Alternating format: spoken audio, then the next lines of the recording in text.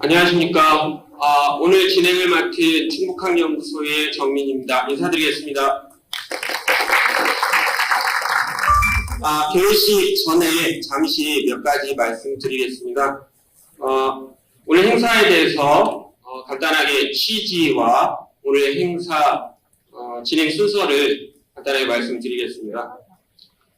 오늘 행사는 옥천 청산 출신의 작곡가 정순철 선생의 생애와 음악 세계를 조명하고자 충북연구원과 충북학연구소에서 공동 주최하고 있습니다. 그리고 옥천군 옥천문화원 정순철 기념사업회와 함께 진행하고 있습니다. 오늘 행사는 약 3시간 정도 예상하고 있는데요. 포럼이어서 좀 긴 듯하지만 그만큼 정순철 선생을 우리가 잘 모르는 부분이 많고, 이번 연구에서 선생의 생애를 촘촘히 복원하는데 많은 성과가 있었습니다. 그리고 특별히 새로 발굴된 노래들이 있어서 그것들을 직접 들어보는 시간도 마련했습니다. 그래서 조금 긴 듯한데요. 그러나 뜻깊고 의미 있는 시간이 될 거라고 생각합니다.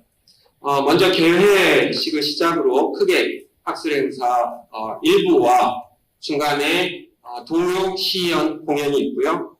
그 다음에 2부 종합 토론 순서로 진행되겠습니다. 1부는 연구 두 분의 발제로 진행되고요. 2부는 발제자와 토론자 5분을 모시고 종합 토론으로 진행됩니다. 말씀드린 것처럼 1부와 2부 중간에 이번에 새로 발굴된 노래를 시연해서 여러분들께 들려드리겠습니다. 그리고 여기 지금 뒤에 카메라가 좀 쭉 있는데요. 오늘 멀리서 참석하지 못하시는 분들을 위해서 유튜브로 생방송으로 지금 진행되고 있습니다. 유튜브 채널 충북학연구소를 검색하시면 저희 행사를 보실 수 있습니다. 그래서 혹시 도움이 되겠다 하시면은 지금 문자 메시지나 이런 걸로 지인들께 알려드리면 이 행사를 생방송으로 보실 수 있습니다. 유튜브 채널 충북학연구소입니다. 자, 그러면 시간이 되었으므로 바로 오늘 행사를 시작하겠습니다.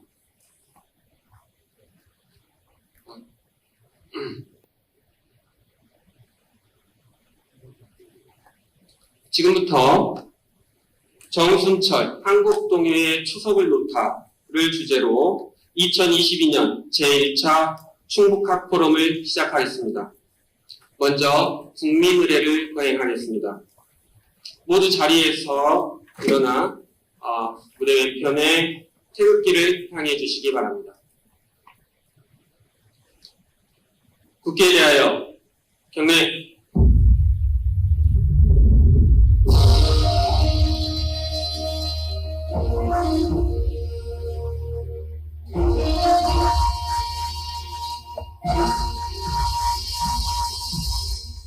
나는 자랑스러운 태극기 앞에 자유롭고 정의로운 대한민국의 무궁한 영광을 위하여 충성을 다할 것을 굳게 다짐합니다.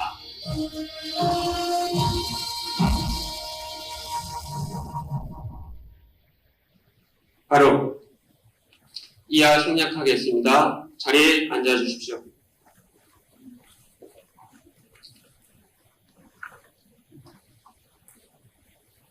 행사 첫 순서로 개회사가 있겠습니다. 개회사는 본 행사의 주체인 충북연구원의 원장 직무대행 함창모 기획경영실장께서 해주시겠습니다.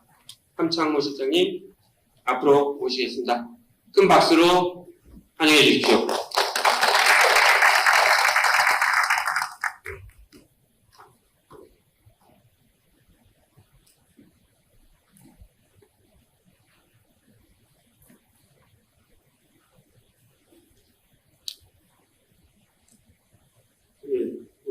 참석해 주신 군수님, 그리고 김수환 대표님, 그리고 지역 문화계 인사 여러분들, 내빈 분들께 진심으로 감사의 말씀을 드립니다. 저희 충북연구원과 충북학연구소에서는 지역의 다양한 문화 자원을 발굴하기 위해서 다양한 연구조사 활동을 하고 있습니다. 이번에 정신철 선생님의 그런 동요를 발굴하는 이런 작업들을 해왔는데, 이런 것들이 여러분들한테 소개되고 하나의 문화 자원으로 그렇게 좀 새롭게 조명되는 이런 기회를 갖게 돼서 대단히 감사하게 생각하고 있습니다. 오늘 행사에 참석하신 분들이 정수철 선생의 동요를 다시 한번 되새기고, 이것들이 새로운 충북에 아니면 우리 옥천의 문화 자원으로서 새로운 발전의 계기가 되기를 희망합니다. 네, 감사드립니다.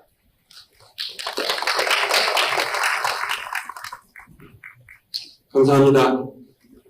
다음은 본 행사를 옥천에서 치를 수 있도록 격려와 후원을 아끼지 않으신 황규철 옥천 군수님의 축사를 듣겠습니다. 황규철 군수님 모시겠습니다. 큰 박수로 환영해 주십시오.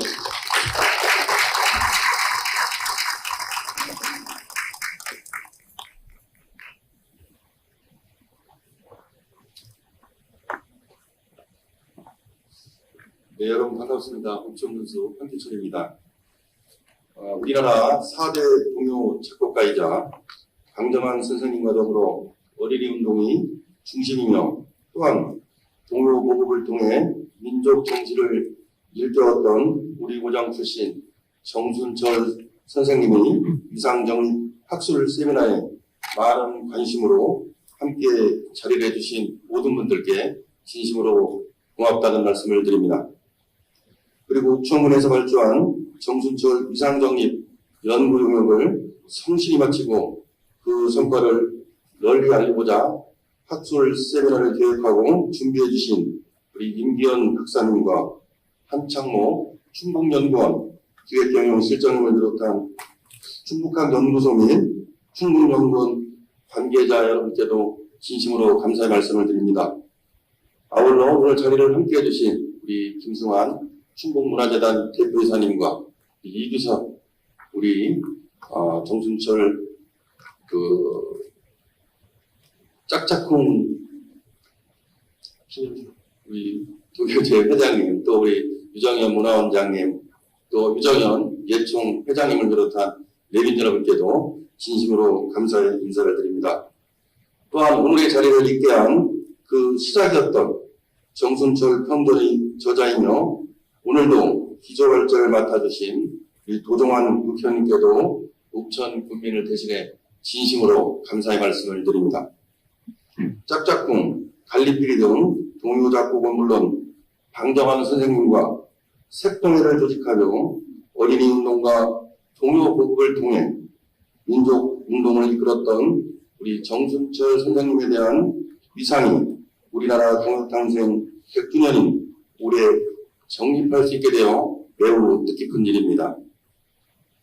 특히 오늘의 연구 성과가 끝이 아닌 시작으로 정순철 선생님에 대한 작품 발굴과 연구가 더욱 뜨겁게 계속되길 소망하며, 지난 2022년 유니세프로부터 아동 친화도시로 인정받은 우리 옥천이 아동이 살기 좋고 교육으로 미래를 여는 옥천군으로 널리 알려지기를 희망합니다. 다시 한번 자리를 함께 해주신 모든 분들께 진심으로 감사의 인사를 드리며 늘 건강하시고 행복하시길 기원합니다. 고맙습니다.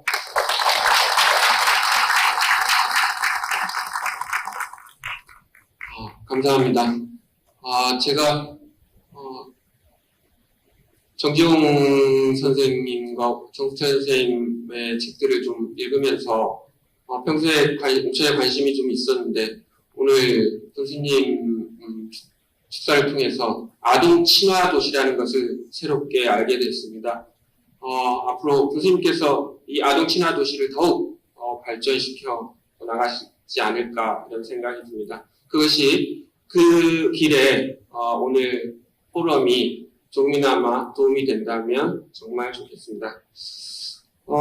이어서 내빈 몇 분을 소개해 드리겠습니다. 바쁘신 중에도 참석해 주신 내빈, 먼저 충청북도 문화예술산업과 문화정책팀장 우광수 팀장님 오셨습니다.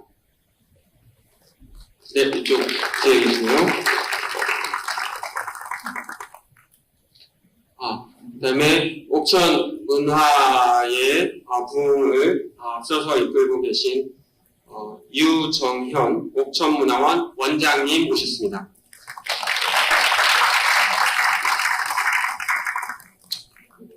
역시 옥천문화예술을 힘차게 이끌고 계신 유정현 옥천예총 회장님 오셨습니다.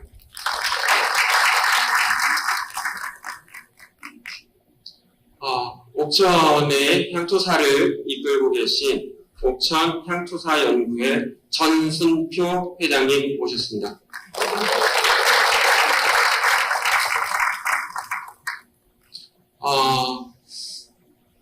저희가 준비하면서 옥천 청산 정수철 선생님의 고향 청산 교동리의 주민분들께서도 오늘 참석하신다고 얘기를 좀 했었는데 오늘 좀 바쁘신지 아직 도착했다는 소식은 없습니다.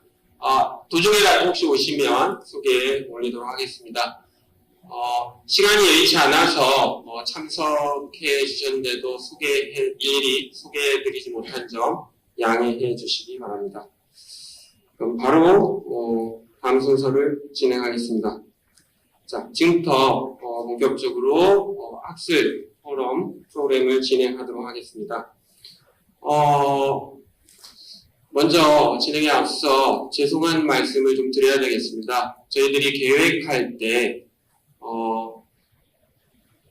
정수철 선생님을 오늘에 알리기까지 정순철 평전을 통해서 이 세상에 다시 정수철 선생님의 노래들을 있게 하신 도종환 현 국회의원이시고 시인으로 많이 알려져 있고 문화부 장관을 지내셨죠.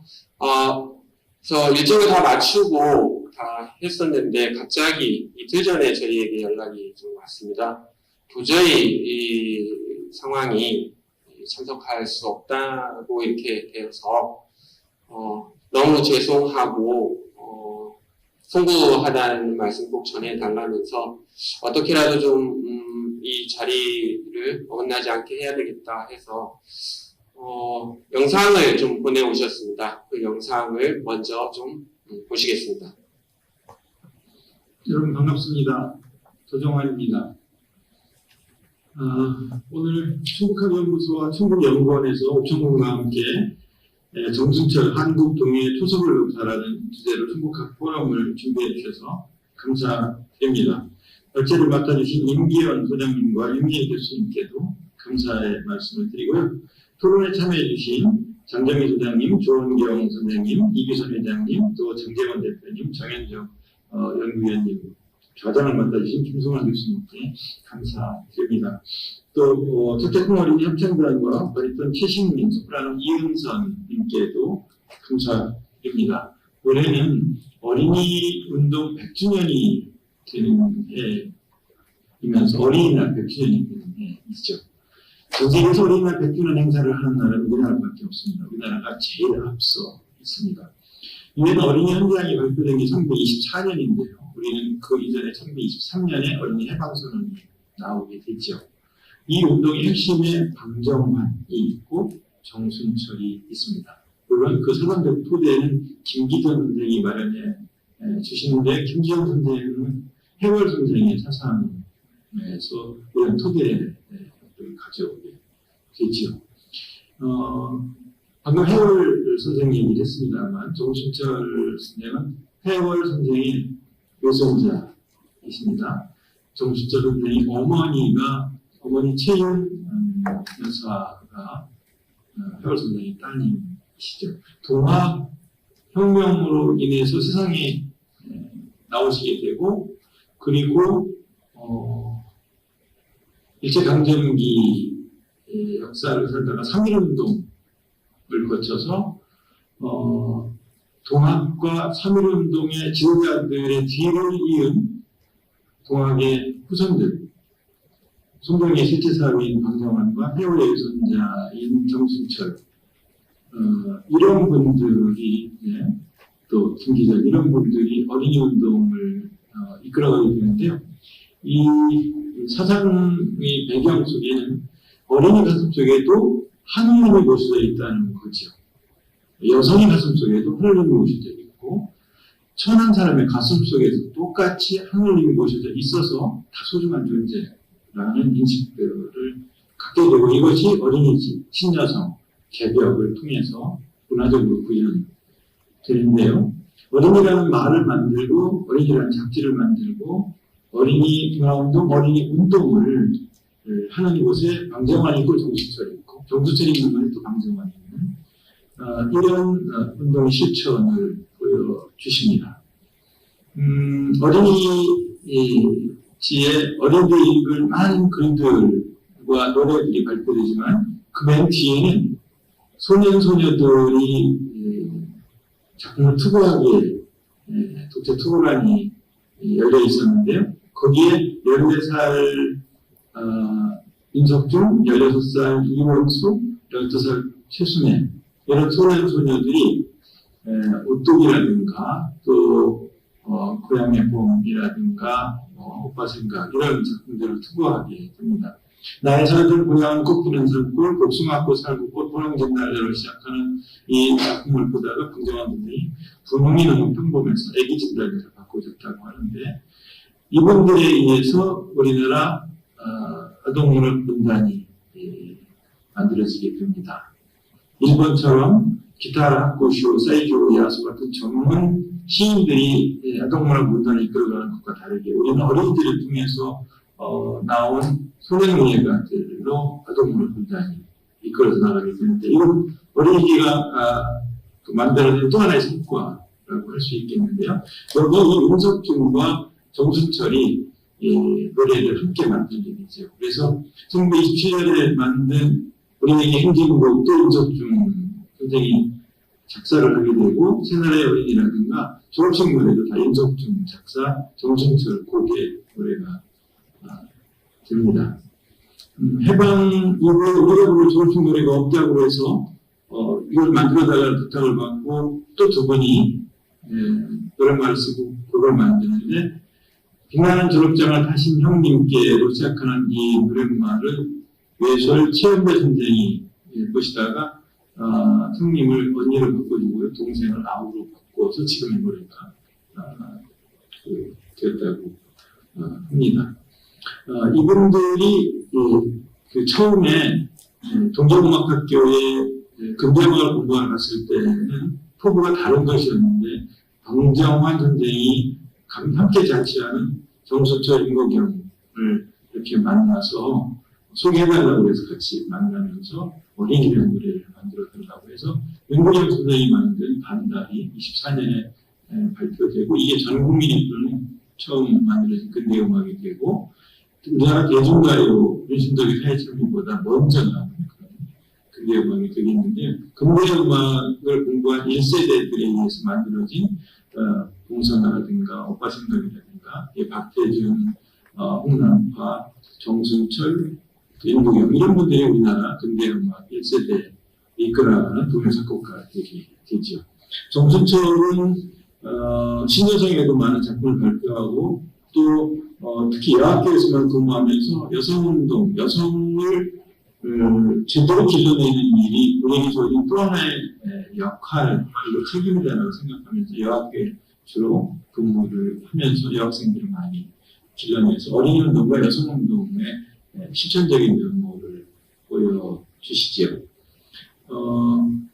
그 정순철 선생이 쓴 글에 보면, 노래는 쓸쓸한 사람에게는 충실하고 유순한 동무가 되어주고, 홀로 외로울 때, 마음이 아프고 괴로울 때 그 외로움과 괴로움을 잠재워줍니다. 때로는 끝없는 희망을 말해주며 우리가 하는 가지가지 일에 믿음을 준 다시 한번 친한 친구가 되어준다고 한 바 있습니다. 저는 이 글을 읽으면서 내가 하는 문학은 정말 수술한 사람에게 동무가 되어주고 외롭고 아프고 괴로운 사람들에게 그 외로움과 괴로움을 잠재워주는 문학입니다. 우리가 하는 일에 믿음을 주는 그런 시, 그런 문학이 아닐까 하는 생각을 하고 또 스스로를 성찰하는 시간을 가졌던 적이 있습니다. 훌륭한 음악인이면서 교사였고 또 어린운동의 선구자였으나 연기로 인해서 결국 역사 속에 매몰되고 비극적인 운명을 살다가 작곡가로 마감하고 말았지만 정순철은 주어진 시대의 과제가 무엇인지를 생각하면서 그 과제를 해결하기 위해서 아주 치열하게 살았던 분이고 새로운 시대적 과제를 열어나갔던 분이고 실천으로 그걸 당부했던 분이거든요. 나도 그렇게 시대적 과제에 치열했던가 충실했던가 그리고 새로운 시대를 열어나가는 그런 아젠다를 끌어안고 뜨겁게 살았던가 이런 생각을 하고요. 이런 분의 생애가 그냥 역사 속에 묻혀있는 것에 대해서 늘 안타깝게 생각을 하고요. 이분들이 남겨주고 간 그런 그 고마운 유산들 얼마나 활용하고 있는지, 얼마나 이어받고 있는지, 얼마나 후학들에게 가르치고 있는지 이런 반성 같은 것들을 할 때가 많습니다. 오늘 두 번의 발제를 통해서도 또 제가 늘 그 부족했던 부분이 이 정수철 전쟁의 앞도는 발굴했지만 음악적 특성까지 분석을 못했는데 임미 교수님께서 이걸 또 해주신다고 해서 참으로 감사하다는 말씀을 드리고요. 임기현 선생이 많은 것들을 새로 찾아내고 있다는 이야기를 유차에 들었습니다. 그래서 임기현 선생이 찾아낸 자료들이 또 정수철 선생의 생애를 복원하는 데 크게 기여하리라고 생각을 하거든요. 그래서 오늘 포럼이 굉장히 의미 있고 또 뜻깊은 포럼이라고 생각을 합니다. 함께 직접 내려가서 참여를 못해서 죄송하다는 생각을 하고요. 그렇지만 여러분들과 늘 함께 하겠다는 말씀을 드리겠습니다. 여러분, 가을이 깊어가고 있는데요. 저마다 제빛깔로 아름답게 익어가는 그런 나무와 꽃의 빛깔처럼 여러분도 아름답게 익어가시기를 바라겠습니다. 아름답게 물들어 가시기를 바라겠습니다. 고맙습니다. 반갑습니다. 네. 기조발제를 해주시기로 했었는데, 못 오셔서, 영상으로나마 이렇게, 여러분들께 인사를 드리고, 앞으로, 정선철 선생님의 기념 사업에 더욱더 같이 하겠다는 말씀을 해주셨습니다. 조금 늦으셨는데요. 한 분 소개해 올리겠습니다. 옥천군 애양회 임상훈 회장님 오셨습니다. 박수 부탁드리겠습니다. 자, 그러면 지금부터 제 1부 학술 발제 순서를 시작하겠습니다. 먼저 1부에서는 두 분의 발제를 들을 건데요. 하나는 자료 발굴로서 생애를 촘촘하게 다시 엮어주시고, 그 다음에 삶과 업적들을 살펴보는 자리입니다. 두 번째는 음악 세계를 조명하는 자리입니다. 먼저 자료 발굴을 통해 본 정순철의 생애와 작품이란 주제로 충북학 영서 임기현 소장님의 발제를 들으시겠습니다. 소장님 부탁드리겠습니다. 박수로 환영해 주십시오.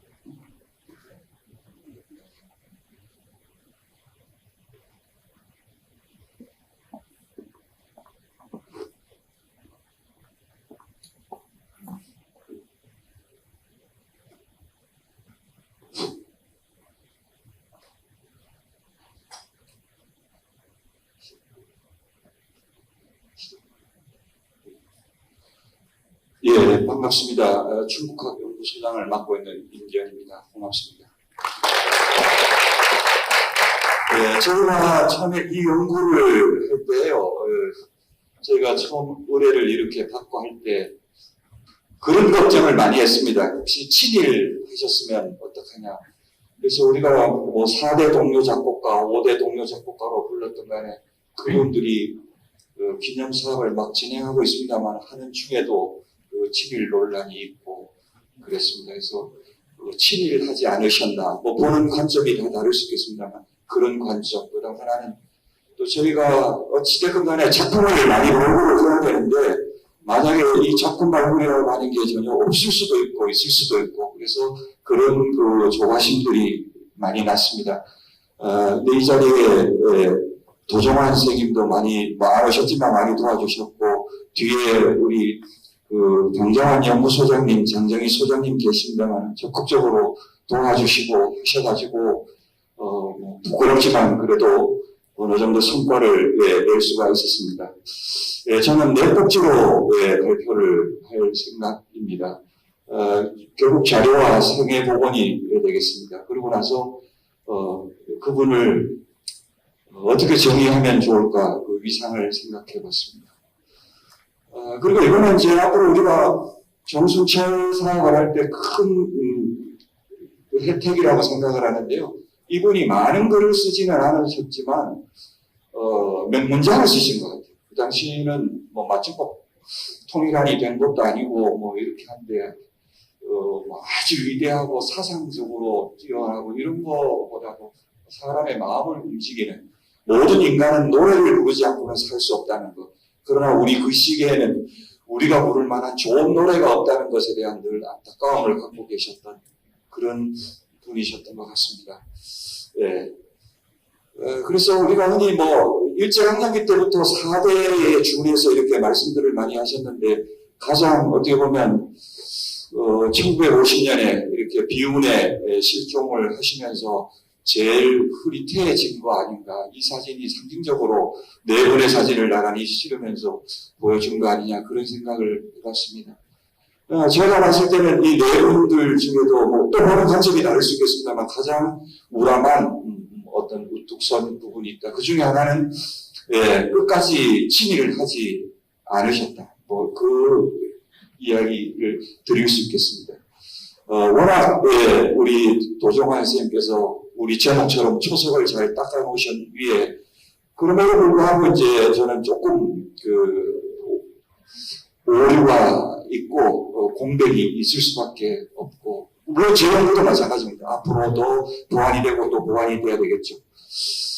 그래서 그러면 왜 이렇게 이제 약간 부정확한 정보가 있냐 이런 생각을 해보는데 이런 것들이 일제강점기랑 한국전쟁을 거치면서 이제 마땅한 자료가 없다 보니까 주로 이제 회고에 의해서 그 당시 동년배 뭐 동료 작곡가분들이나 작사가분들의 회고를 하니까 그 연도에 분명히 뭘 하셨는데 찾아보면 그 얘기가 없고 조금씩 연도가 차이 나고 불일치해서 그래서 제가 이번에 초점 맞춘 것 중에 하나는 어떻게 됐건 지금에 대한 기록으로 된 걸 한번 우선 열심히 찾아보자 이런 생각을 했습니다. 그래서 당시에 신문, 잡지 그다음에 이분은 아까 말씀하셨지만 20여 년간을 교사로 지내셨습니다. 학교의 교사 이런 것들을 한번 교차 점검해서 해보자 이런 생각을 하고 접근했습니다.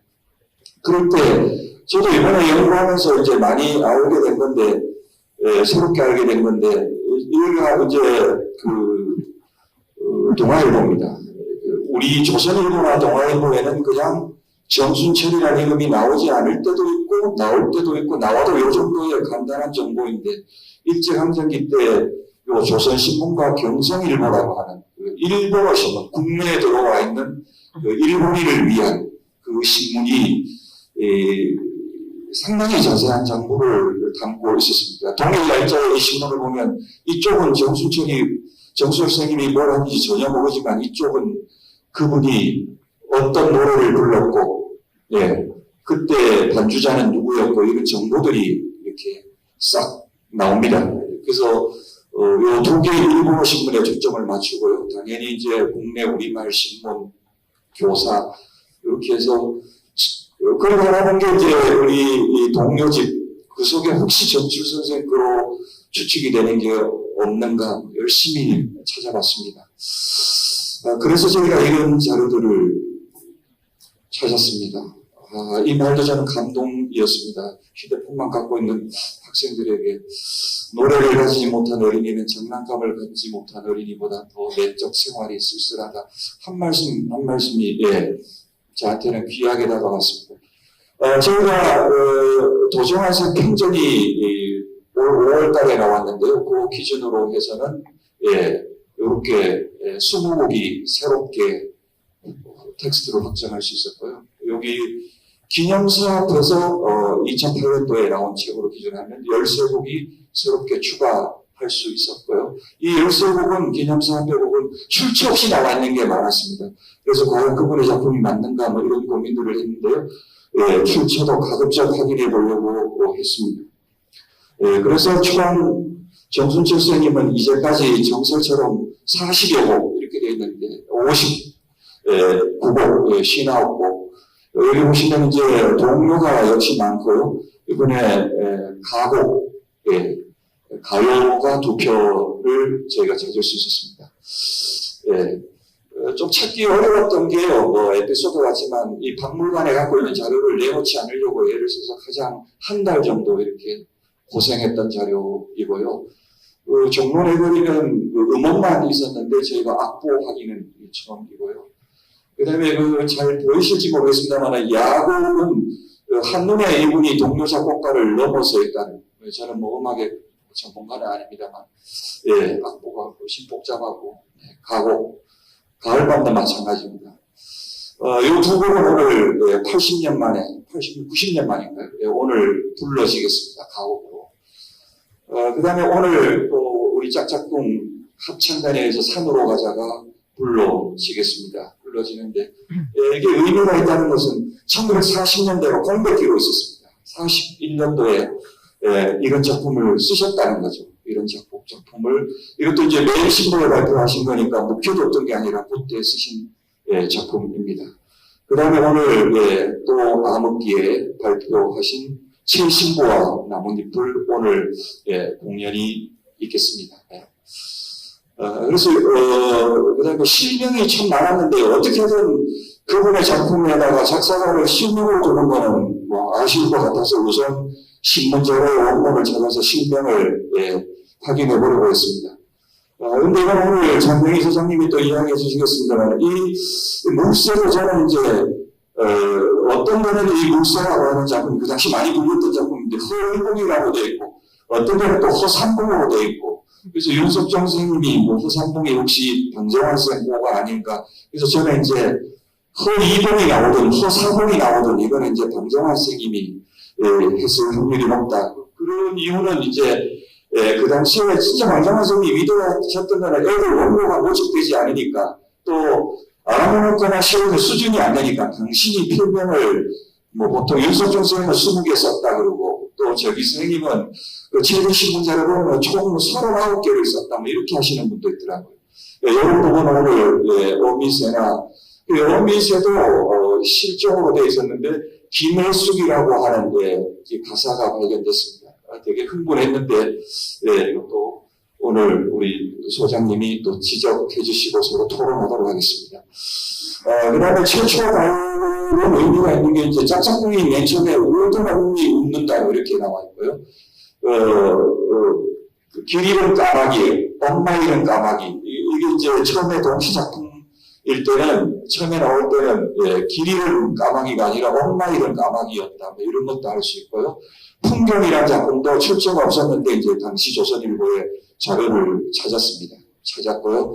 그 다음에 우리가 CCC 어린이 노래도 처음에 만들어질 때는 CCA 아유의 노래였다 개동무 이런 의미가 그래서 그분의 작품을 시기로 앞당기는 효과가 있어서 최초로 발견했고요. 그래서 총 51곡을 이것도 처음 시도해 봤습니다. 어떻게 하면 가급적 연대순으로 정리해 볼 수 있을까 이런 것들은 이제 연구하시면서 또 비판을 갖고 여기에 끼워놓으면 그분의 작품 변모 과정을 어떻게든 좀 이해할 수 있지 않을까 이렇게 생각을 했고요.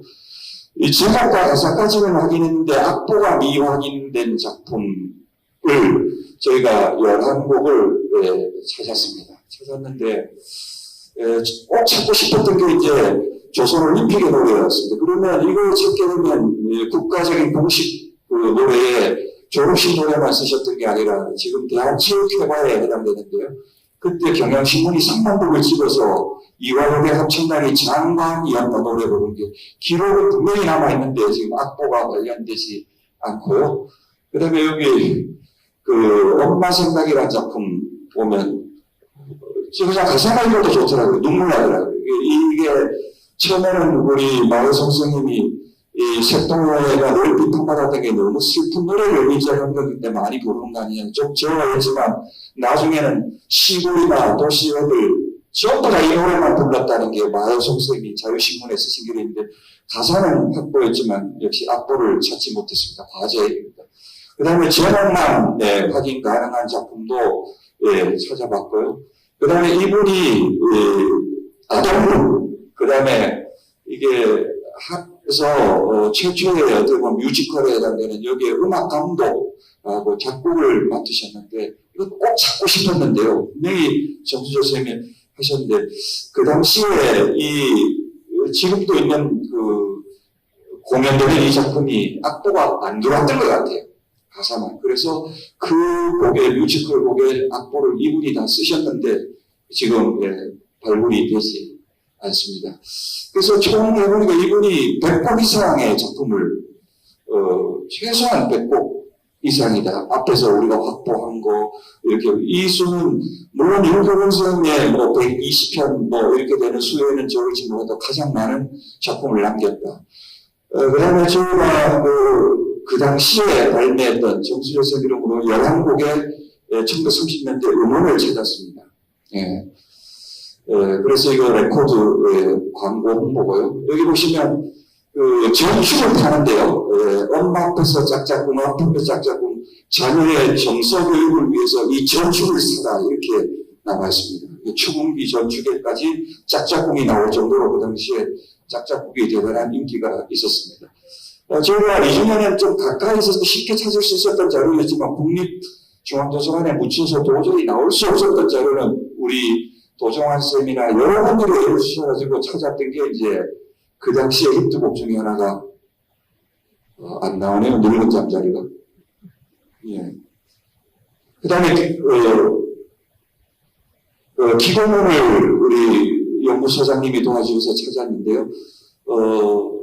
이 글을 읽어보면 그 일에 있어서 방정환이 어떤 존재인가, 뭐 정리하면 방정환 선생님을 만나기 전에 외로움과 쓸쓸함, 뭐 우리가 다 아는 것처럼 혹세무민한 역적 죄인의 딸 최윤, 그 최윤의 또 아들 외롭고 쓸쓸했다는 이야기는 그건 공통적으로 쓰신 것 같아요. 그 모든 외로움을 단 시간의 재미난 이야기로 자기 어떤 그 인생의 교훈으로 일시에 잠재워준 소파 방정환을 만났을 때 그때를 광명, 기쁨, 윤태, 의지, 웃음, 행복, 어깨춤 이렇게 표현하고 계십니다. 이 자료를 발굴했고요. 초창기에 어떤 동료사를 이해하는 데도 중요한 자료가 될 것 같고요. 그 다음에 악보 보는 법 2, 3 이렇게 보시면 여기 잘 안 보이시는데 이 세상에 이렇게 친절한 학생님이 없습니다. 뒤에 자료집 부록이 있는데요. 지면을 통해서 이렇게 친절하게 이게 알아들으셨죠? 이해하셨죠? 뭐 이런 식으로 학교를 구사해가면서 지면으로 가장 친절하게 그는 진짜 음악 교사였었습니다. 그 다음에 저희가 이런 생각하면서 이 악보를 혹시 그 당시에 활판이 아니라면 이 악보를 정수철 쌤이 그리지 않았냐 이런 생각도 해봤고요. 그래서 총 59곡 중에 동요가 54곡, 가곡, 가요, 이 경계가 좀 애매한다 하고, 그 다음에 대부분의 곡을 석동에서 만들었고요. 그 59곡을 몽땅, 오늘 악보집 나눠드린 속에 들어있습니다.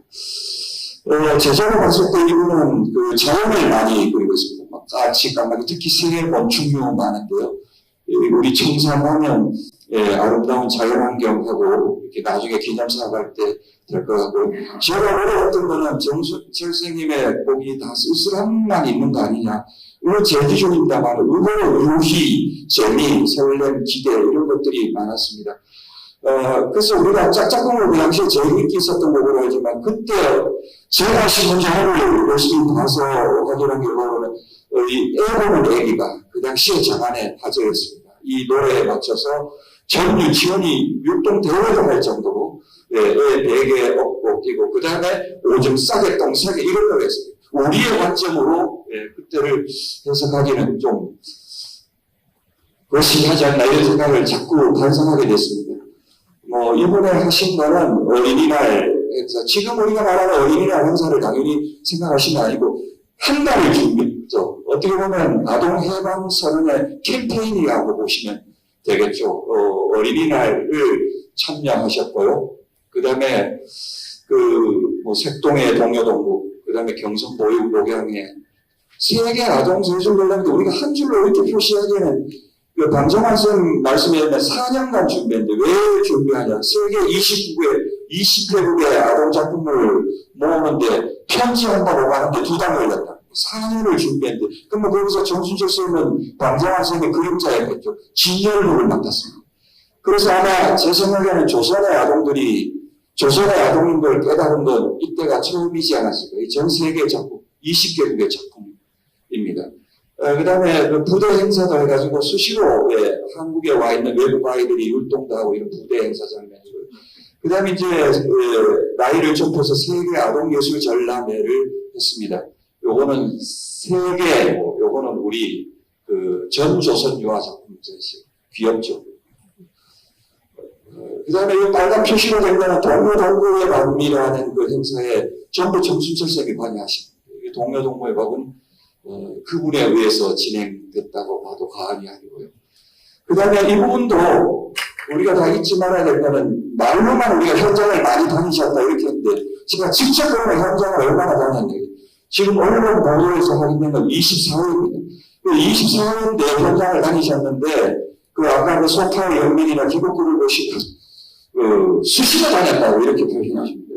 비가 오나 눈이 오나 교통이 막히거나 또 23회 중에는 연속도 있고 이렇게 하시면 얼마나 이렇게 다니셨냐 이렇게 생각할 정도로 24회 중에 15회는 기록상으로 방정환과 나란히 있었습니다. 명콤비였던 것 같습니다. 한 사람은 동화, 한 사람은 동료로 사람을 울리고 웃겼던 것 같습니다. 학부모까지. 기록에는 일본 순사까지 울렸던 거죠. 처음에는 저기 하러 왔다가 나중에 감동 먹고 갔다, 은혜 받고 갔다는 이야기죠. 등이 있고 여기는 전부 이제 보도를 일일이 이렇게 찾았습니다. 여기 보시면 정순철 선생이 엄마 없는 산세 15곡을 그날 불렀다 하루에. 그럼 동료에 가서 뭘 했냐? 15곡을 불렀는데 여기 보면 목소리가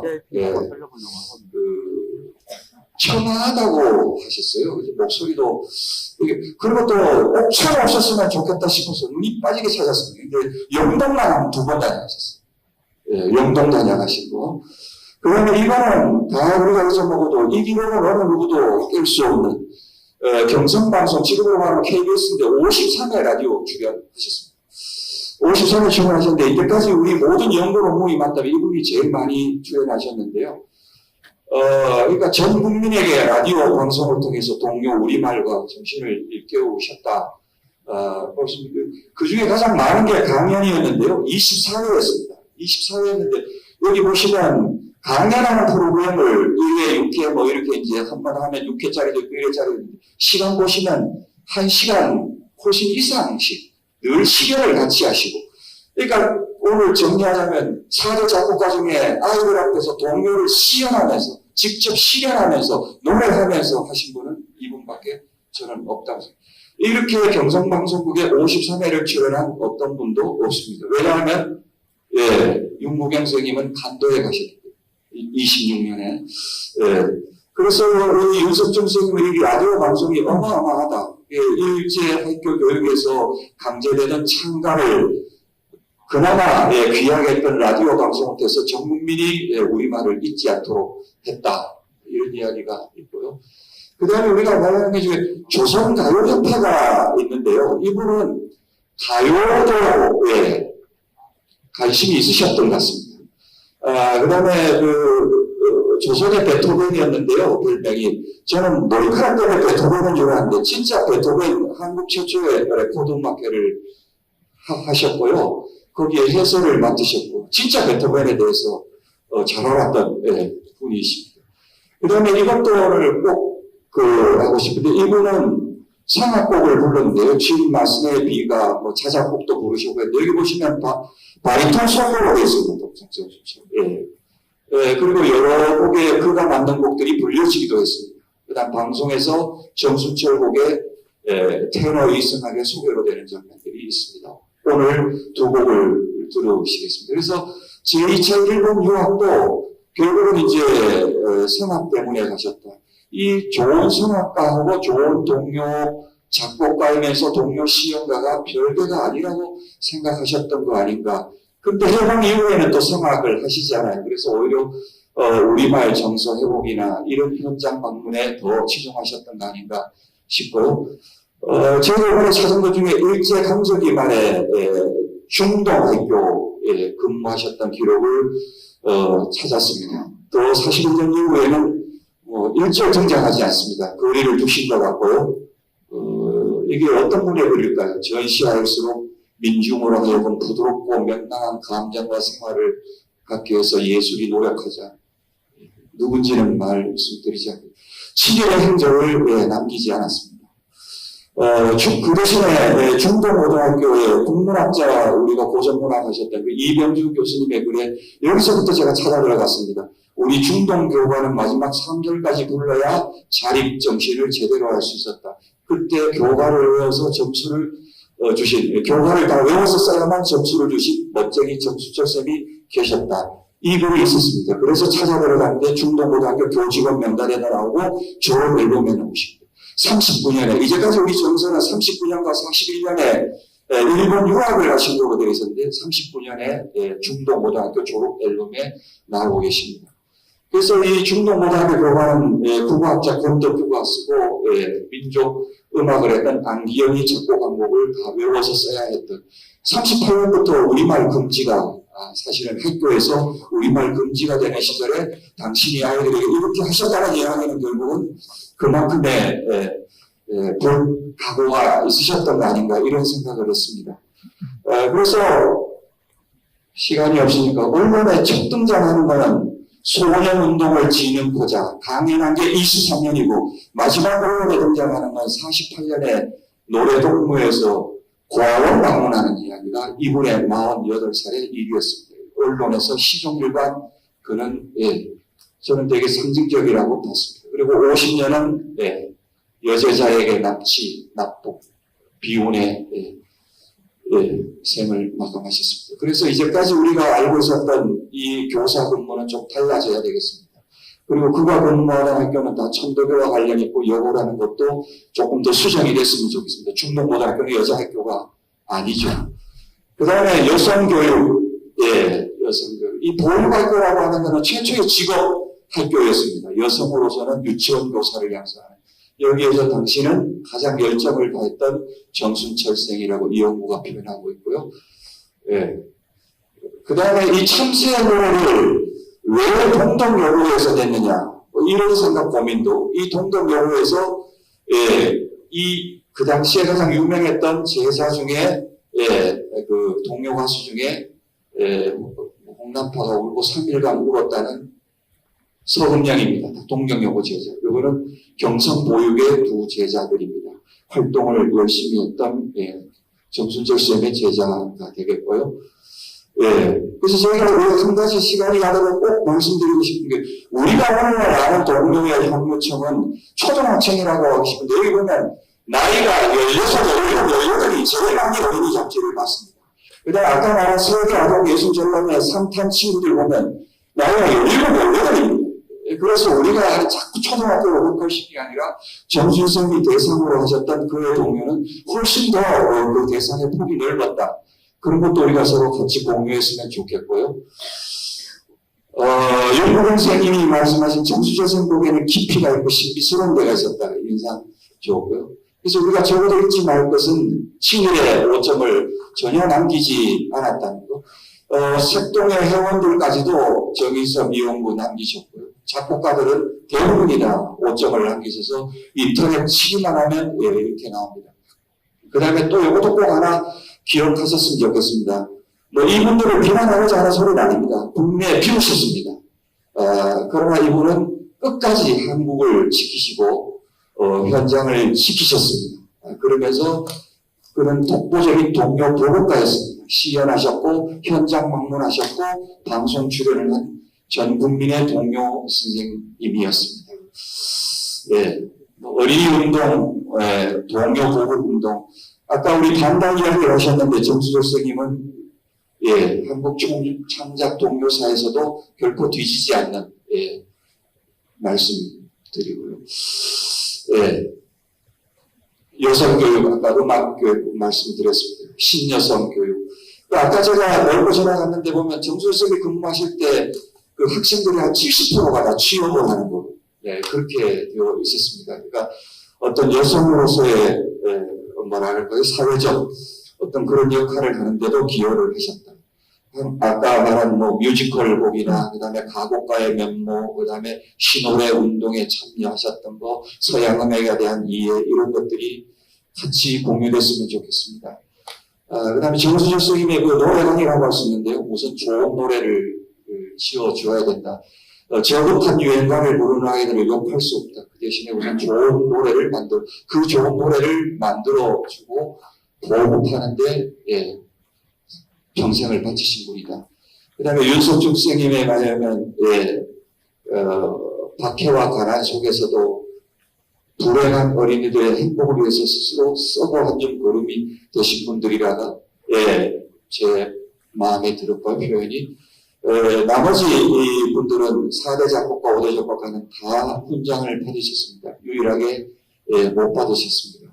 그 다음에 또 저는 색동의 원래 취지가 이런 거였습니다. 동료 동화 등의 아동 문화운동을 통한 민족 계봉인데 끝까지 지키셨던 분은 정순철 선생님 밖에 없지 않냐 이렇게 생각을 합니다. 그래서 또 내년은 뜻깊게 다가오지 않나 이렇게 생각을 합니다. 예, 경청해 주셔서 감사합니다. 저에게는 예, 옥천군과 정순철 선생님을 알게 된 게 큰 축복이자 영광이었습니다. 들어주셔서 감사합니다. 네.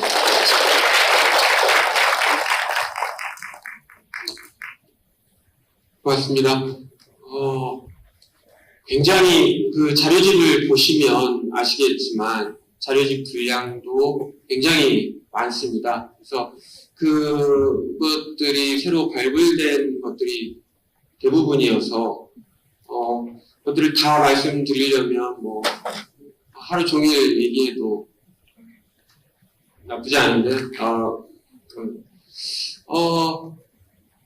이제 친일하지 않고 그렇게 우리 어린이 운동 그리고 동요사에서 기념이 될 만한 분이신데 아직까지 우리가 훈장이나 이런 것들을 받지 못하고 있다는 것을 저희들이 좀 알아야 되겠습니다. 정순철 선생님께 아마도 훈장은 저희 옥천 군민 모두가 어린이들이 또 충북 도민 모두가 훈장을 달아주어야 되지 않을까 이런 생각을 해봅니다. 시간이 너무 짧은 점 안타깝지만 임기현 소장님의 발제는 여기까지 듣고요. 이따 못하신 말씀은 종합토론 시간에 좀 더 들어보도록 하겠습니다. 자, 임기현 소장님께 다시 한번 박수 부탁드리겠습니다. 자, 조금만 더 하고 쉬도록 하겠습니다. 좀 힘내시고요. 다음은 청주교육대학교 류미애 교수님께서 정순철 발굴 동요의 음악적 특성이란 주제로 발제해 주시겠습니다. 큰 박수로 맞이해 주십시오.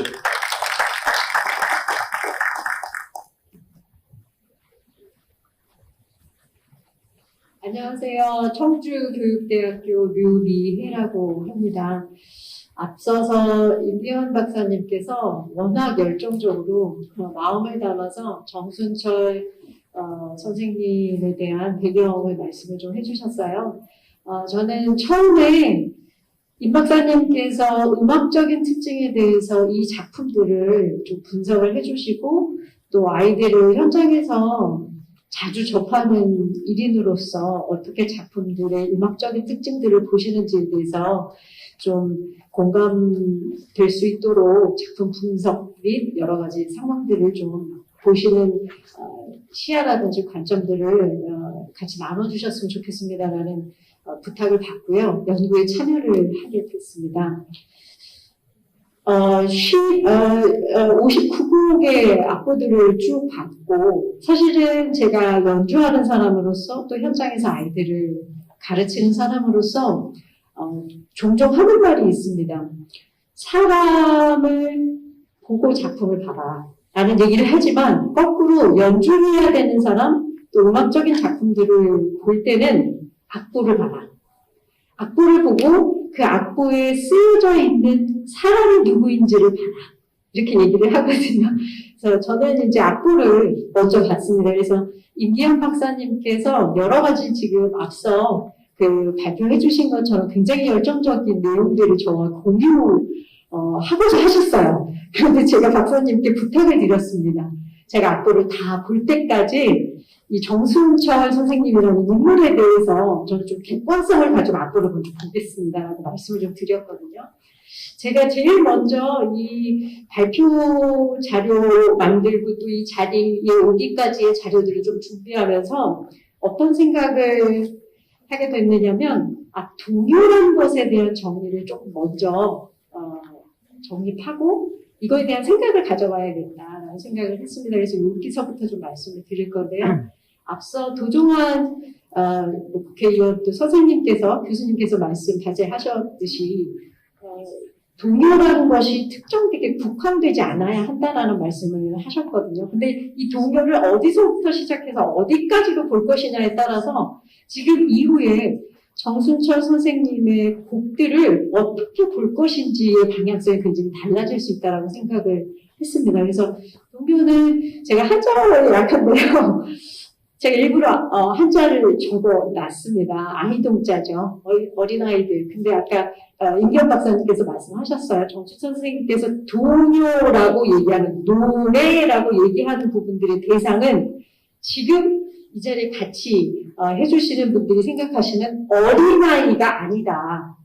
조금 더 확장성을 가진 18세, 19세까지 될 수 있다라고 얘기를 했습니다. 그런 의미에서 보면 이 59곡의 총곡들의 방향성이나 장르 부분에 있어서 조금 더 지금 우리가 생각하고 있는 동요라는 장르에 국한돼서 작품을 분석하고 바라보는 부분들은 조금 여지를 가져야 하겠구나라는 생각을 좀 하게 됐습니다. 그래서 여기서부터 좀 말씀을 드리고자 합니다. 그래서 어린아이가 주체죠. 마음과 꿈을 담아서 아이들이 부를 수 있어야 된다라고 얘기를 했습니다. 이 부분이 굉장히 중요한 부분이 있습니다. 음악적인 특징을 말씀을 드릴 때 대상으로 하는 사람과 그 곡을 향유하고 연주할 수 있는 주체가 어떠냐에 따라서 굉장히 다를 수 있는데요. 18세, 19세는 사실은 육체적으로는 성대가 거의 완성이 되어 있는 성인입니다. 그런데 어린아이들 경우에는 사실은 파열음이나 격음의 발음을 잘 할 수 없는 이유가 육체적으로 근육이 완성되어 있지 않기 때문에 그렇습니다.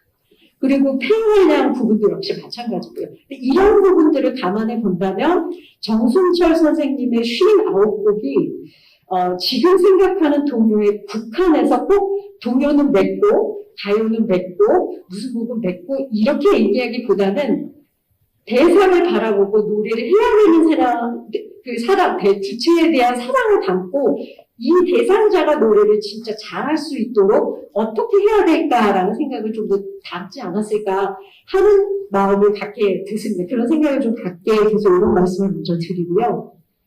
이렇게들 정의를 많이 하시더라고요. 그래서 아이들이 부르고 그 감정을 담고 단순한 가사로 만들어지고 가락 흐름과 구성도 복잡하지 않아야 한다라고 얘기를 하고 있습니다. 추후에 제가 잠깐 아동의 발달 단계에 대해서 특히 소리 관련한 부분에 대해서 본 자리에서 개관을 하고자 합니다. 이 부분은 7세부터 시작해서 영아기, 유아기를 지나서 사실은 12세, 13세를 넘어서 17, 8, 9세가 되면 완전하게 다른 호흡과 몸과 성대의 근육의 체계를 갖게 됩니다. 그래서 완전히 다릅니다.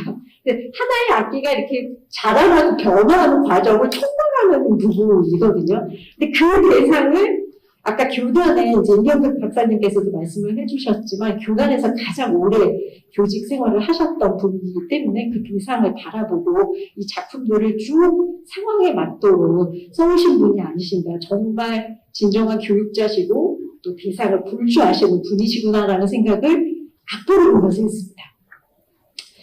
제가 교내를 공부하면서 현재 지금 교대에 있기 때문에 아이들을 대상으로 하는 교사 이렇게 교육하는 부분에 있어서 그래도 20년 가까이 지금 현장을 접하고 있습니다. 근데 요거는 이제 도전하는 부분에 대해서 제 스스로 안다고 자만하지 않고 도대체 어떻게 학계에서는 이 부분들을 규정하고 있을까 하는 부분들을 좀 차근히 공부를 했고요. 제가 이렇게 짚어가는 부분들을 이 자리에 같이 해주신 분들께서도 저보다 잘 알고는 계시겠지만 제가 짚어간 과정들을 좀 공유하고자 합니다. 전순동료하고 창작동료로 나누어져 있다고 얘기를 하고요. 정순철 선생님의 동요 또는 작품이라고 저는 통칭을 하고자 하는데요. 작품들은 이 전승 동요에서 창작 동요로 넘어오는 시기에 굉장히 좀 변화무쌍한 거죠. 서양 음악적인 작곡 기법에서도 그렇고요. 대상하는 아이들도 변화가 무쌍하고요. 이런 변화무쌍한 시기를 나름대로 지혜롭게 또 현장에서 아이들을 대상자를 보면서 그에 맞도록 작품을 쓰신 것이 아닌가. 이런 생각들을 좀 전제하면서 말씀을 드리고자 합니다.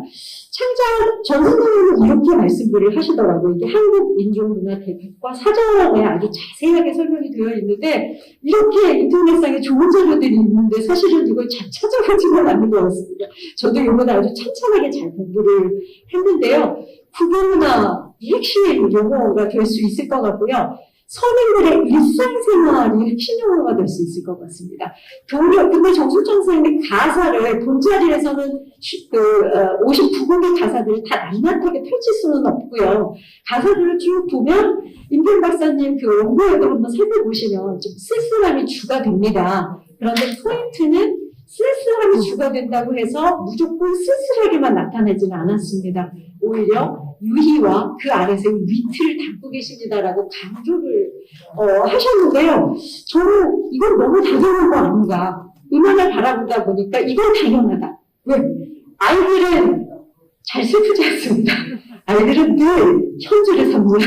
지금 짝짝꿍 노래 합창자 노래를 또 들으실 텐데요. 아이들은 늘 현주에 충실합니다. 제가 하는 아이들은 그렇습니다. 그런데 그런 부분들을 보자면 사실은 일상생활, 그때 당시 시대상의 일상생활을 무조건 작품에 반영한다? 이거는 아마 오히려 정순철 선생님의 어른으로서의 입장이 아니었을까. 그런데 그 작품에서는 아이들이 보는 눈에서의 작품들을 담아내고자 하는 성격들, 이런 와중에서의 고민들을 많이 하셨을 거라는 생각을 사실은 작품을 보면서 좀 했습니다. 그래서 가락서는 오르는데, 가락서는 이건 단조인데 마이너라고 하죠. 단조인데, 근데 실제 악보는 장조의 아주 재미난 위트들 또는 가락선의 널뛰기 하듯이 좀 잘 쓰지 않는, 가락선에 잘 쓰지 않는 도약들도 쓰면서 어떤 특정한 가사 부분들을 강조하기도 한 부분들이 좀 있습니다. 이런 부분들을 음악적으로만 해석을 한다면, 이거 약간 서양음악적인, 초반의 서양음악적인 교육을 받으신 분이 이렇게 온전하게 이 이디엄을 자기 것으로 아직 만들지 못해서 좀 어색한 작곡의 방식을 또는 가락선에 접근을 하신 거 아닌가라고 생각하실 수 있는데 오히려 저는 그 반대라고 생각을 좀 하고 있거든요. 그래서 애절함, 쓸쓸함은 정순철 작곡가로서의 한 사람으로서 그 시대를 살아가던 사람이고요. 그 안에 어떤 약간은 불평할 수 있는 도약이라든지 또 가사에서의 이상한 곳에 있는 액센트라든지 이런 부분들은 아이들에게 있어서 오히려 유의가 되고 흥미를 유발할 수 있는 그런 음악적인 포인트로도 해석을 할 수가 있겠구나. 이 부분들을 앞으로 차후에 찬찬하게 어떻게 볼 것인가 하는 부분들이 조금 더 남아있지 않을까 하는 생각을 좀 해봤습니다. 자, 이 부분들은 제가 그냥 쭉쭉 넘어가겠습니다. 왜냐면 노래를 들으시는 게 더 재밌으실 것 같아서요.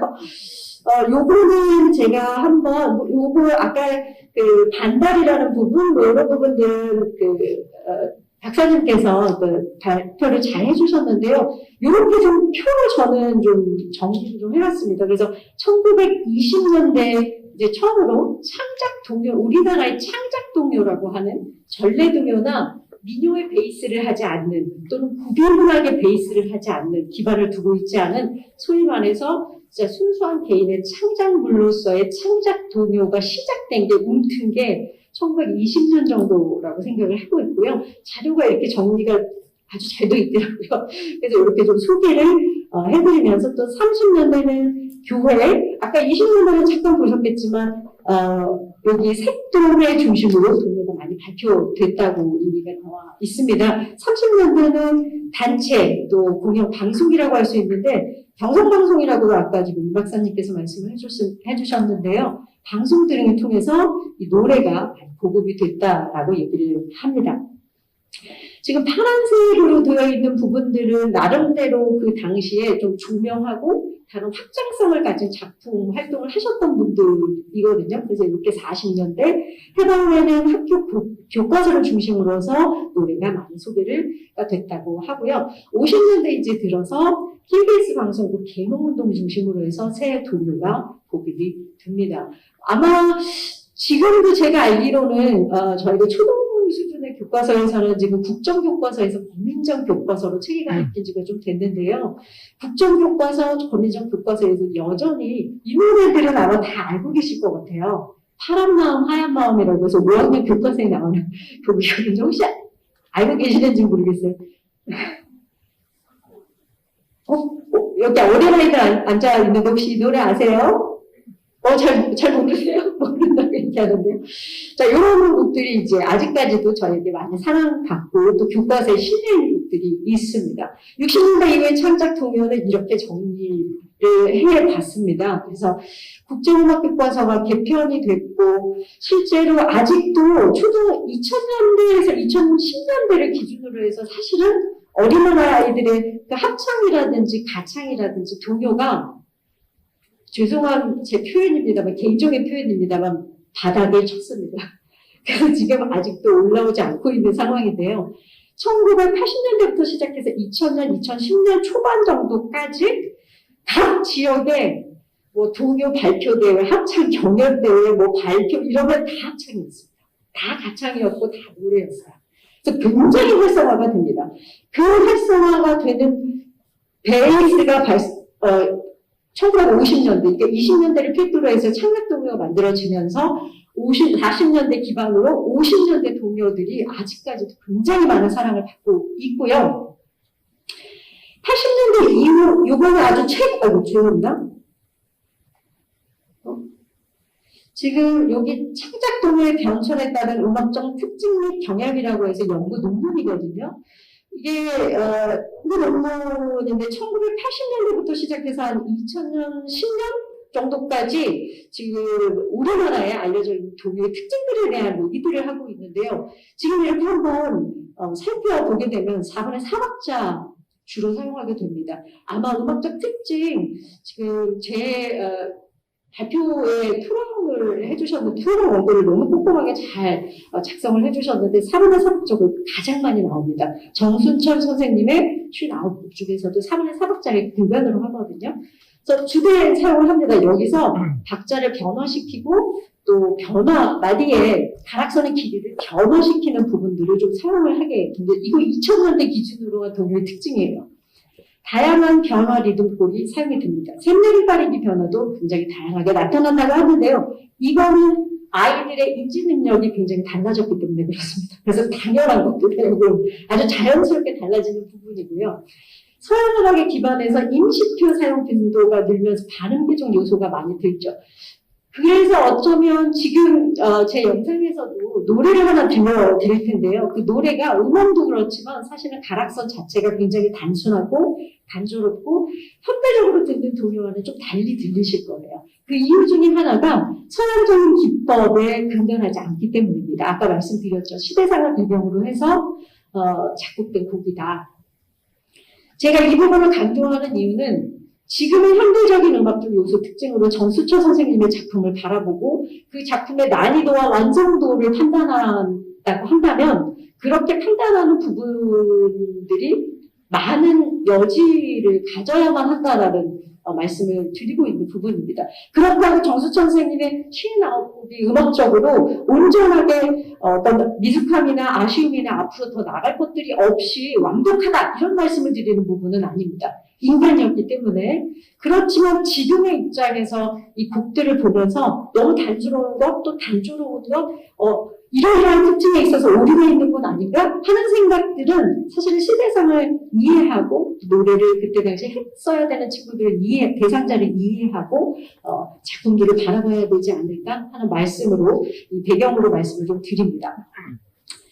네 번째 부분은 이 서양적인 서양기법 사용이 굉장히 증가를 하게 됩니다. 그래서 지금 이 말씀을 조금 한 번쯤 드려야 될 것 같은데 오늘 정순천 선생님의 동요에 대한 얘기를 하고 있기 때문에요. 요즘 아이들이 가장 많이 부르는 곡은 트로트입니다. 트로트고요. 아이들이 가장 좋아하는 곡은 랩입니다. 이전에 같이 계신 어르신들 혹시 랩이라는 장르 아시는지 모르겠어요. 그리고 엇박자의 강약의 대비가 굉장히 빠르고 강한 것을 좋아합니다. 변화무쌍하죠. 본문구에서는요, 이 4번에 대한 부분들이 이게 당연한 현실적인 생태거든요. 음악적 특징을 볼 때. 이러한 부분들은 염려가 된다. 라고 이 논문, 연구 논문에서는 사실 마무리를 좀 하고 있습니다. 그래서 어떤 면에서는 아까 임 박사님께서 말씀하신 한 문장 한 문장 아이들에게 좋은 노래를 줘야 한다라는 것. 그리고 마음이 담긴 노래를 가락성을 줘야 된다라는 것. 이런 부분에 있어서 한 번쯤은 다시 이렇게 근본으로 돌아가야 되는 게 아닌가 하는 생각들을 음악적인 특징을 보면서도 고민을 좀 했던 부분입니다. 자, 아동 발달 단계는 뭐 이렇게 되어 있다라고 해요. 저는 이제 학문적으로 이런 부분들을 이해하는 게 굉장히 중요하기 때문에 음악적인 부분에 있어서요. 그리고 글씨가 너무 작죠. 보통은 아동을 언제 정도까지 얘기를 하냐면 2세에서부터 7세 정도까지 특징들을 보통 얘기를 하게 됩니다. 이때 어떤 게 왜 이런 부분들 심리 발달, 아동 발달 단계 이해 이런 부분들이 왜 중요하느냐 하면 가사를 보고 악보를 보고 그에 맞는 소리를 낼 수 있어야 하거든요. 그런데 그 육체의 발달과 동시에 인지적인 발달이 어떻게 진행하느냐에 따라서 나이에 따라 주어진 악보를 부를 수 있거나 또는 조금 더 기다려야 하거나 또는 특정 부분에 있어서의 교육이나 훈련이 필요한 부분이거든요. 그래서 정수철 선생님께서 사실은 올바르게 노래 부르는 방법이라는 또 원고도 글도 쓰셨어요. 근데 개인적으로 그걸 읽으면서 제가 지금 현장에서 얘기하고 있는 내용하고 굉장히 유사하고 흡사하더라고요. 이게 정말 현장에서 아이들을 보고 계셨던 분이구나 하는 생각을 좀 하게 됐습니다. 이런 부분들은 지나가고요.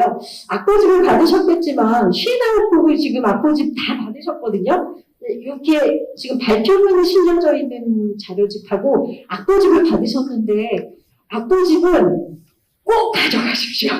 그러셔서 아이들하고도 혹시 집에 아이들이 있다면 또는 또 이렇게 만나실 분이 있으시다면 이 59곡의 악보를 제가 개인적으로 사보를 저희가 다 했는데요. 임 박사님께서도 이렇게 전문적으로 사보하시는 분한테 멋지게 악보집을 만드셨더라고요. 이거 이렇게 귀한 자료 쉽게 접하시기 쉽지 않아요. 그래서 금요일날 사실은 이 화창한 날씨에 이 자리에 같이 해주신 같이는 그 악보집 하나만으로도 제 생각에 다 했다고 생각을 하거든요. 보시면 갈리필이라는 이제 곡집을 중심으로 해서 이 59곡을 좀 정리를 해봤습니다. 그래서 갈리필이라는 곡이 1929년에 나왔고요. 참새 노래가 1932년에 발간이 됩니다. 그래서 저는 나름대로 이 59곡을 쭉 보면서 아주 간단하게 제목은 이런데 작사는 누가 했어? 그리고 운율이라고 보이시죠? 3335, 75. 근데 요거는 이제 앞전에 제가 설명을 좀 건너뛰었는데요. 서양음악적인 기법에 있어서의 가사를 보는 건 외형률, 내형률, 내재율, 음술, 뭐 여러 가지 방법들이 있습니다. 이건 이제 문학적인 접근을 해가는 방법인데요. 이 정순철 선생님이 그때 시대상을 이렇게 넘어오시면서 우리나라의 시조에 해당하는 글자 음술이라고 얘기를 하죠. 그 음술에 해당하는 가사들을 딱딱 아주 예쁘게 쓰셨더라고요. 요즘 아이들을 음술로 이렇게 주게 되면 지구에서 잘 노래 안 합니다. 왜냐하면 아이들의 인지 능력이 인지 발달 속도가 굉장히 빨라서요. 단순한 부분들은 금방 기억을 해버리거든요. 외워버리거든요. 그리고 익숙해져 버립니다. 그래서 이런 식으로 좀 약간 음악적인 특징을 분석하는 데는 좀 그렇긴 한데요. 시간이 가득하시고 말씀하시네요. 그래서 갈림길에는 이런 식으로 저는 나름대로 좀 음력 때부터 시작해서 형식, 그리고 제가 생각하는 특징들을 좀 분석을 해서 갈림길이 열고, 우리의 행진곡인데 이거 곡을 시간이라도 좀 들려드리고 싶어서 아시는 곡이었죠?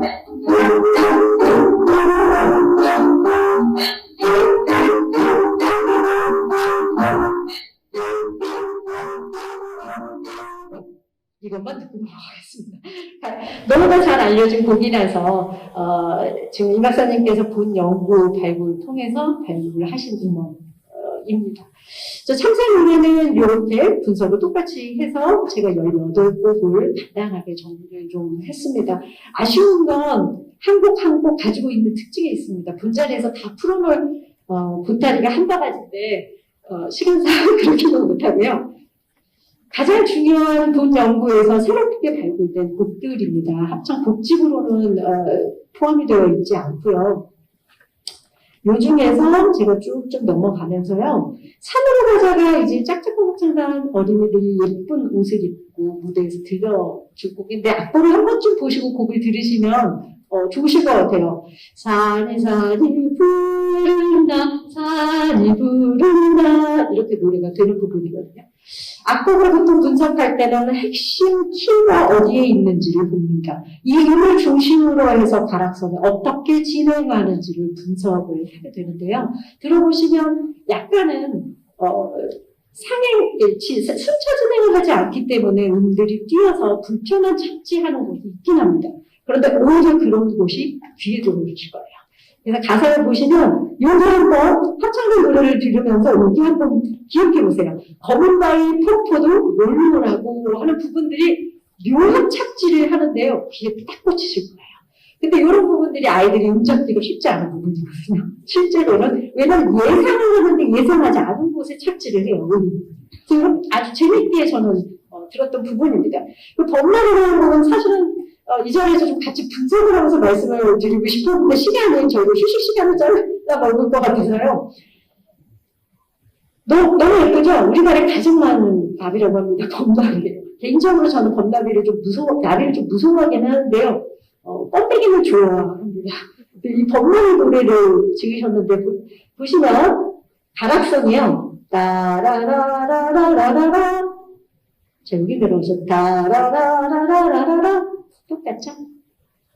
자, 부단, 똑같습니다. 단 끝나는 마무리 두 마디만 다른 가락성을 쓰게 됩니다. 이 가운데가 이 노래의 클라이막스 부분이거든요. 그래서 보시면 이 첫 번째, 두 번째, 그리고 마지막 두 단의 음역대와는 다르게 이 부분은 굉장히 버라이어티하게 움직임을 갖는 가락성을 갖습니다. 그게 클라이막스입니다. 그리고 이 부분은 사실은 요 A 부분 그리고 B 부분만을 놓고 이 부분을 없애고요. 이 두 부분을 가지고 서양 음악사에서는 악곡의 형식을 볼 때 다 카포라고 해서요. A 부분 노래하고 B 부분 노래한 뒤에 너 좀 뭐 보여줄 거 있어? 그럼 다시 한번 해봐 하고 앞에 부분 A로 돌아갑니다. 근데 똑같이 반복을 안 하고 이 부분을 바꿔요. 나 이것도 할 수 있어! 하고 이렇게 클라이막스로 연주자가 자체의 기량을 보여줄 수 있게 되는데요. 이런 부분을 다카포 양식이라고 하고요. 이게 전형적으로 서양에서도 악곡, 노래하는 악곡의 가장 기본이 되는 형식입니다. 근데 이런 부분들을 너무나 잘 펼쳐서 곡이 단순하고 아이들이 부르기는 좋지만 동시에 부르고 또 들을 때 지루하지 않도록 하는 형식이기도 합니다. 이렇게 곡을 쓰셨습니다. 이거는 제가 보여드리고 싶어요. 제가 촬영한 거거든요. 배경음악이 어떻게 들리세요? 근데 아무도 답 피드백을 안 해주셔서 조금 이렇긴 한데, 제가 촬영한 곡입니다. 정수철 선생님 시 나오고 보면서 조금 고민도 많이 했고요. 처음에는, 이거 뭐지? 뭐 이런 생각도 많이 했는데요. 오히려 악곡을 보고 또 사람을 알아가면서 아직도 저는 임 박사님 자료 보면서 조금 더 많이 더 공부해야 될 게 한참 남은 사람이긴 하지만, 이분이 진짜 교육자시구나. 이분이 진짜 음악을 하는 대상을 봤던 분이구나. 하는 것들을 조금씩 보면서 오히려 저는 정수철 선생님이라는 그 인물을 좀 사랑하고 배워가는 과정이 있는 사람입니다. 그래서 본자리에 계신 분들이 저와 비슷한 순서 또는 시간에 계신다면 또 동감하고 이해하시는 부분이 있으시리라 생각합니다. 제가 준비한 부분은 여기까지입니다. 감사합니다.